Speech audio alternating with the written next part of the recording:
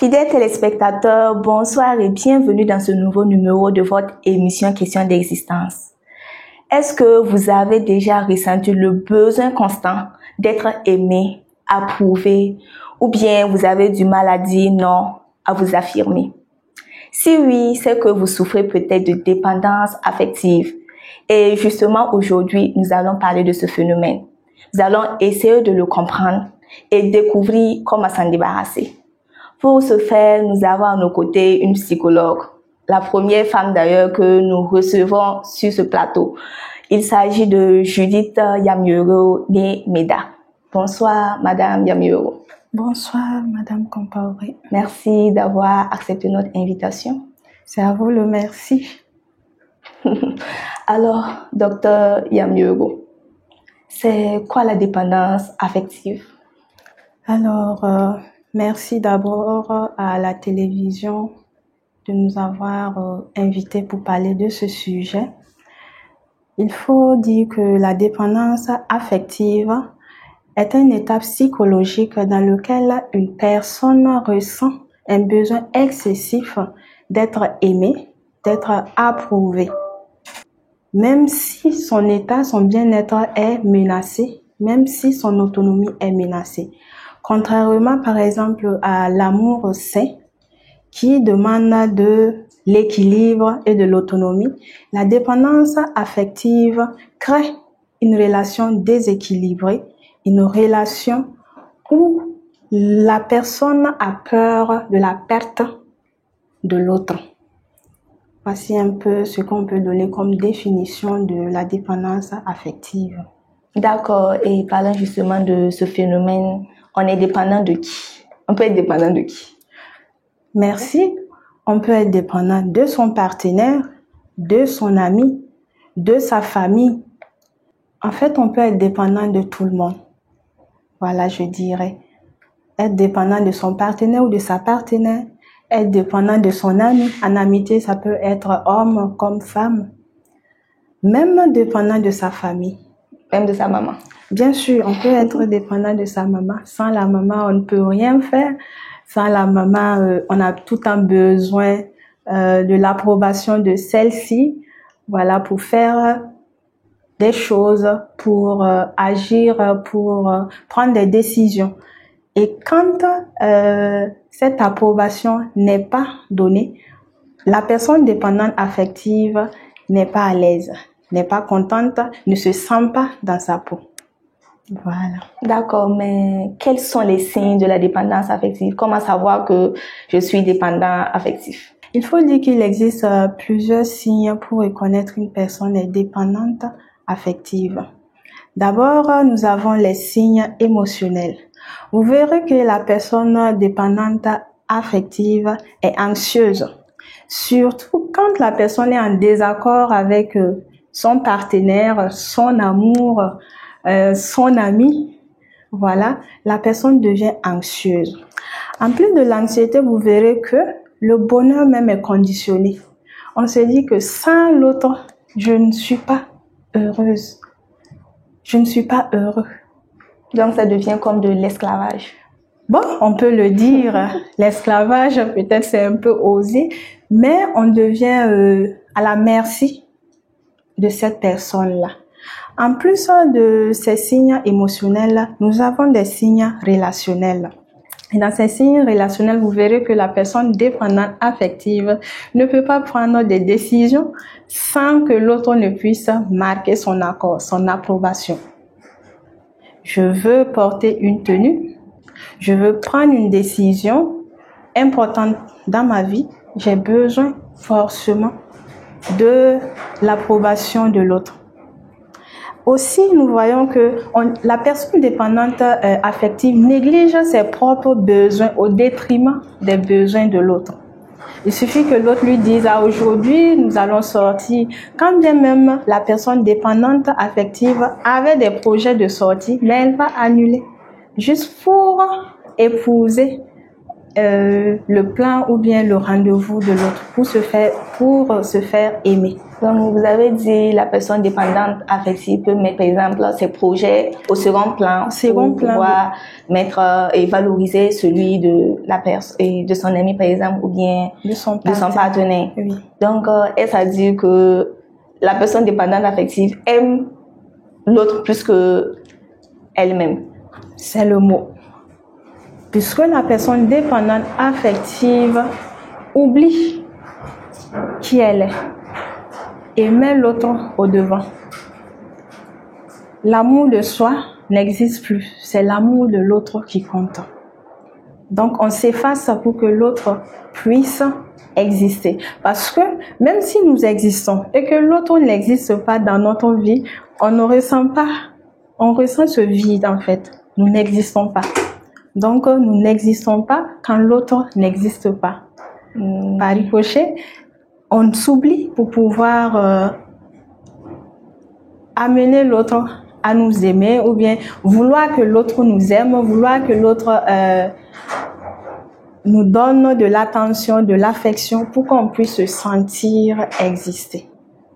D'accord. Donc, si je comprends bien, dans le phénomène de la dépendance affective, on s'oublie carrément au profit de l'autre. Oui. Mais qu'est-ce qui peut amener tout ça? Qu'est-ce qui peut amener la dépendance affective? La dépendance affective, il faut dire que les causes de cette dépendance affective sont souvent profondes, liées à une histoire personnelle, liées à des événements, des relations toxiques ou des mécanismes psychologiques.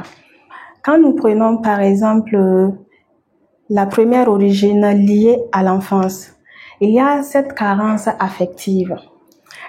Quand un enfant grandit dans une famille où il n'y a que des conflits, où il n'y a pas de sécurité, l'enfant peut développer à l'âge adulte une dépendance affective. Aussi, nous voyons que dans une famille où la parentalité est instable, tantôt on est présent, tantôt on est absent, cet enfant vivant dans cette famille peut développer à la longue une dépendance affective. Revenons au modèle familial dysfonctionnel. Dans une famille dysfonctionnelle où les relations parentales sont toxiques, si l'enfant assiste tout le temps au conflit de ses parents, à la mésentente de ses parents, cet enfant peut développer à la longue une dépendance affective. Cependant, il y a également dans des familles où les enfants jouent le rôle de parents. Soit suite à un décès, soit suite à un divorce. L'enfant qui était censé être chouchouté prend le rôle du parent. L'enfant va consoler soit la maman, soit le papa. Donc cet enfant est à mesure, ou bien peut, parce que ce n'est pas direct, développer à la longue une dépendance affective. Vous verrez aussi qu'au niveau des traumatismes et expériences, si vous avez vécu plusieurs fois des rejets, que ce soit en amour, en amitié, vous pouvez développer à la longue une dépendance affective. Ou les relations antérieures toxiques, vous êtes dans une relation où ce sont des bastonnades, ce sont des rejets, on vous parle mal, voilà. Vous pouvez être amené à développer une dépendance affective. À cela s'ajoutent les facteurs psychosociaux, comme l'estime de soi, une faible estime de soi. Par exemple, croire que sa valeur ne dépend que de l'amour des autres. Par exemple, on a tout le temps besoin de l'approbation des autres. Voilà. Je porte un joli habit, je veux que quelqu'un complimente. Voilà, justement. Parce qu'on ne se donne plus de la valeur. On ne croit plus à ses propres capacités. Donc c'est l'autre. Quand l'autre ne dit pas que voilà, c'est comme ci, c'est comme ça, on ne se sent pas. On ne se sent pas à l'aise. Donc, une personne ayant une faible estime de soi peut développer à la longue une dépendance affective. En fait, il y a plusieurs causes, voilà, qui peuvent amener une personne à développer une dépendance affective. D'accord. Vous avez parlé de rejet quand la personne est rejetée constamment ou bien quand l'enfant devient parent avant l'âge, en cas de divorce ou bien de décès.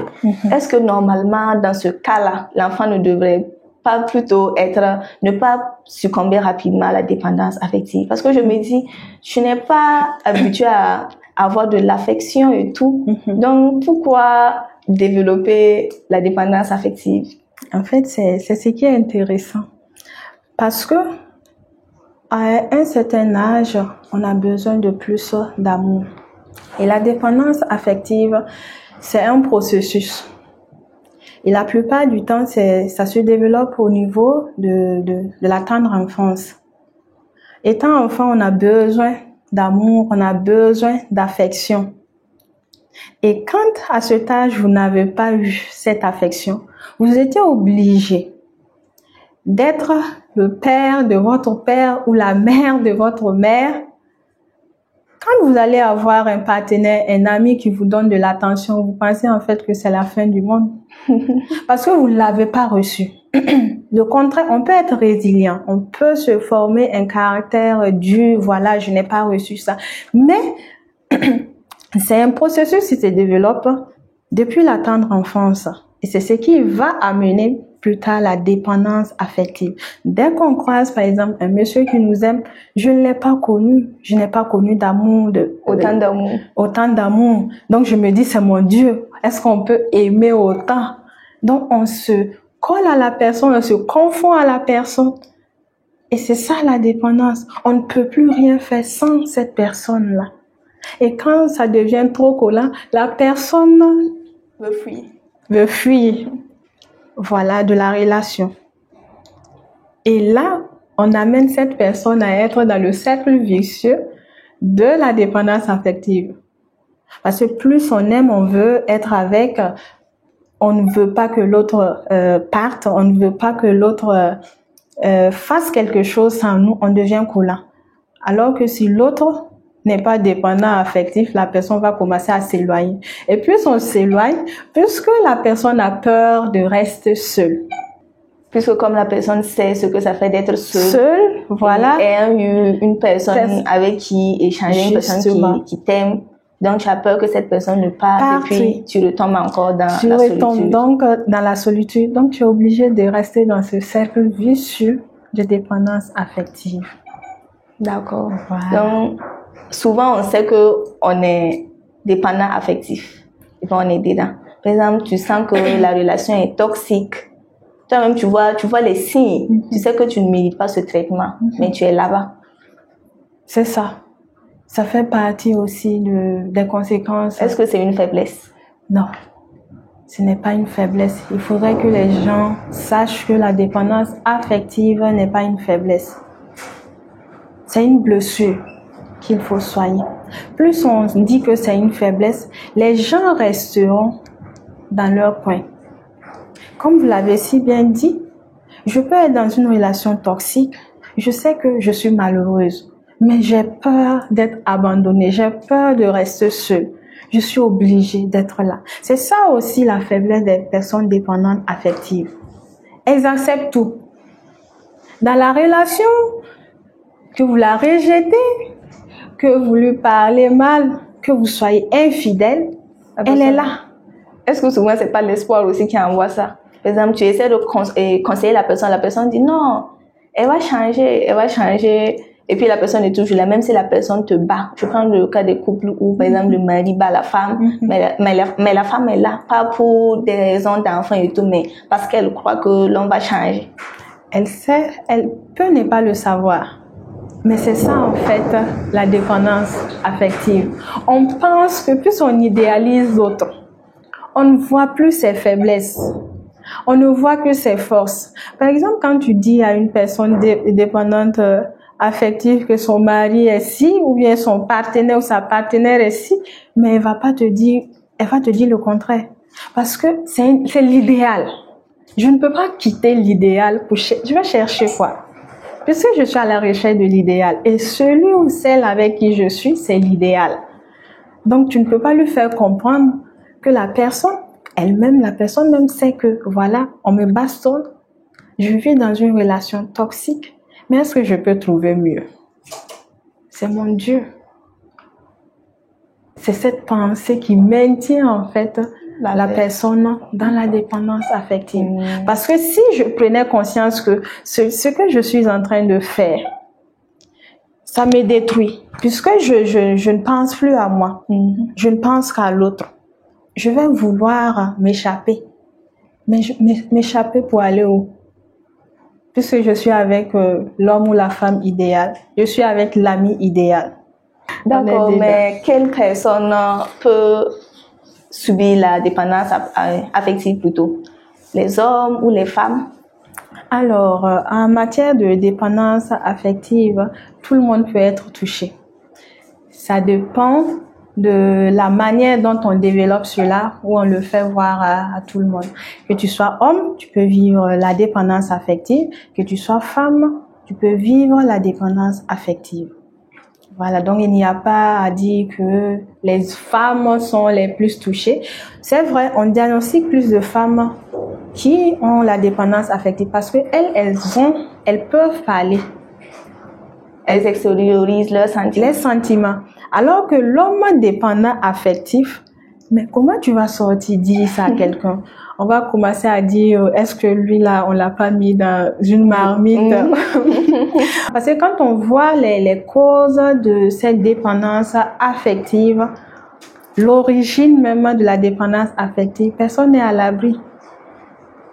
Il y a des personnes qui sont plus affectes à développer, voilà, compte tenu de leur histoire de vie, compte tenu de leur environnement, compte tenu de leur personnalité. Mais tout le monde peut être touché par cette dépendance affective. D'accord, mais quelles sont justement les conséquences de la dépendance affective? Alors, il faut noter que il existe plusieurs conséquences de la dépendance affective. Et ces conséquences peuvent être dévastatrices chez l'individu, que ce soit sur le plan émotionnel, sur le plan relationnel, sur le plan professionnel et sur le plan physique. Voilà. Au niveau des conséquences émotionnelles et psychologiques, nous voyons que la personne dépendante affective a une anxiété chronique, la peur, une peur permanente. Voilà. Et cette peur est liée à la perte de l'autre. On est assis, on se demande, et si l'autre m'abandonnait? Et si l'autre me quittait? Et si mon ami partait? Si mon ami avait d'autres amis autres que moi? Vous voyez cette peur permanente que l'on peut ressentir émotionnellement? C'est pas simple. Il y a aussi la dépression, ce sentiment de vide que l'on peut avoir quand on est dépendant affectif. Cette culpabilité, ce désespoir. Est-ce que si l'autre part, est-ce que je peux avoir une autre personne? Est-ce que ce n'est pas de ma faute si l'autre veut partir? Tout le temps en train de se culpabiliser. Il y a également la perte même de l'identité. On ne sait plus qui on est sans l'autre. Une personne dépendante affective, vous lui demandez qu'est-ce que vous aimez, mais la personne va vous dire j'aime ça, mais en fait c'est ce que l'autre aime. Donc il y a cette perte de l'identité. Au niveau des conséquences relationnelles, vous voyez que la personne dépendante affective accepte les relations toxiques. Je suis là, on en avait parlé déjà. La personne est là, la personne sait que c'est une relation toxique. La personne sait qu'elle est maltraitée, elle est malheureuse, mais elle accepte quand même. Ça lui plaît. Voilà, même si ça ne lui plaît pas, la personne n'a pas en fait d'autres alternatives. Voilà, parce que la personne avec qui on est, c'est la personne idéale. On ne peut pas avoir mieux que cette personne-là. Vous verrez aussi que il y a des conséquences physiques quand on est dépendant affectif. La somatisation. vous serez tout le temps à avoir des maux de tête, des insomnies, souvent même des problèmes digestifs liés au stress. Donc, c'est-à-dire que ça joue sur la santé. Justement, la somatisation, par exemple, quand vous avez des maux de tête, on va penser que c'est le palu, on va penser que peut-être c'est quelle maladie là qui fait mal à la dengue. Vous allez chauffer. On va voir si c'est palpable. Mais au fond, c'est une somatisation. C'est lié à cette dépendance, cette peur de la perte de l'autre. Vous allez avoir même des problèmes digestifs. Tout simplement parce qu'on se pose des questions. Est-ce que l'autre ne va pas me laisser? Est-ce que on est dans cette anxiété permanente? Est-ce que... Et en plus même de cette somatisation, vous verrez que la personne dépendante affective va se négliger. La personne ne prendra plus soin d'elle-même. Voilà. Par exemple, faire du sport. Mais si mon mari ou bien ma femme n'aime pas que je fasse du sport, ben je suis là. Je veux juste faire plaisir à cette personne qui est mon Dieu sur cette terre. Donc, je néglige même ma propre santé au détriment de l'autre. Et pour les conséquences professionnelles, vous verrez qu'il y aura un manque de concentration. Par exemple, si je suis dépendante affective, je suis en train de faire l'émission, je pense avec qui mon mari est, ben, je vais vous mélanger tout ça. Je vais mélanger parce que je serai là à me poser des questions. Actuellement, il est avec qui? Qu'est-ce qu'ils sont en train de faire? Et puis, on dirait qu'il est en train de pleuvoir. Peut-être qu'il est avec une autre personne. Vous voyez, dans ma tête, je ne suis plus... Bon, ça ne va pas, hein? Ça ne va pas. Et souvent, il y aura ce burn-out. Le burn-out, ce surinvestissement professionnel. Parce qu'on manque d'attention, on ramène ça au niveau du boulot. On travaille plus pour pouvoir combler ce vide-là. Voici quelques conséquences que l'on peut donner par rapport à la dépendance affective. D'accord. Et au regard de toutes ces conséquences que vous avez énumérées plus tôt, est-ce qu'on peut éviter ou bien est-ce qu'on peut guérir de la dépendance affective? Si oui, comment? D'accord. Merci pour la question. Éviter, moi je dirais réduire. Voilà, parce que ça dépend de la cause de cette dépendance affective. Quand on connaît la cause, on peut guérir. Maintenant, c'est quand on est là, voilà, on sait qu'on vit une dépendance. Mais c'est dû à quoi? C'est la question qu'on doit se poser. C'est dû à quoi? Pourquoi je suis dans cette situation? Quand on prend conscience, c'est le premier pas vers la guérison. Voilà. Et dès qu'on prend conscience, on peut maintenant aller vers des personnes compétentes. Il y a des psychologues, des thérapeutes qui peuvent nous aider à sortir de cette dépendance affective. Mais d'ores et déjà, il faut que l'individu sache que pour guérir ou sortir de cette dépendance, ça passe impérativement par l'amour de soi.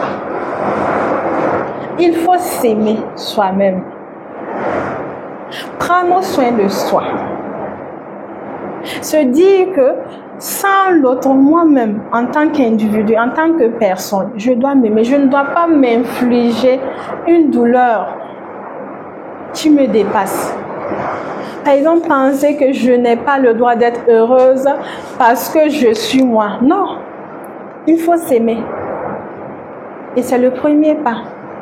Dès qu'on s'aime, on va aimer les moments où on passe seul. Sortir, aller au cinéma sans pour autant parler de l'autre, quoi.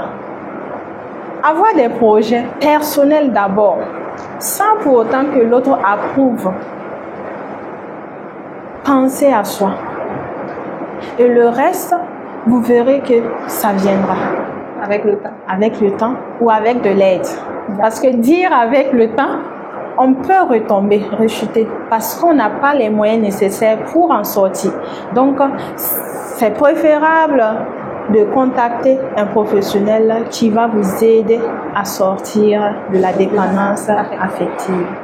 D'accord, merci beaucoup, Dr Yamioro, pour tous ces éléments de réponse et merci encore d'avoir accepté notre invitation. Je vous en prie, c'est à vous le merci. Comme je le disais, vous êtes la première femme même qu'on reçoit ici. Donc je suis honorée. Merci à vous pour la pensée. Merci de nous avoir permis de parler de ce très beau thème. On espère que les gens vont écouter. N'hésitez pas à se faire aider. Ce n'est pas une faiblesse, mais une blessure. Et pour guérir de la blessure, il faut de l'aide. D'accord. Merci. D'accord, merci beaucoup. Fidèles téléspectateurs, le philosophe Alexandre Jolien disait que la dépendance affective, c'est quand je n'existe que sous le regard de l'autre. C'est-à-dire que sans l'autre, je ne suis rien et cela devient de l'esclavage total. Et donc moi, je vous invite, chers téléspectateurs, à prendre le temps de réfléchir à vos propres relations, à vos propres besoins. Et surtout, n'oubliez jamais que vous méritez d'être aimé et respecté pour ce que vous êtes. Bye bye.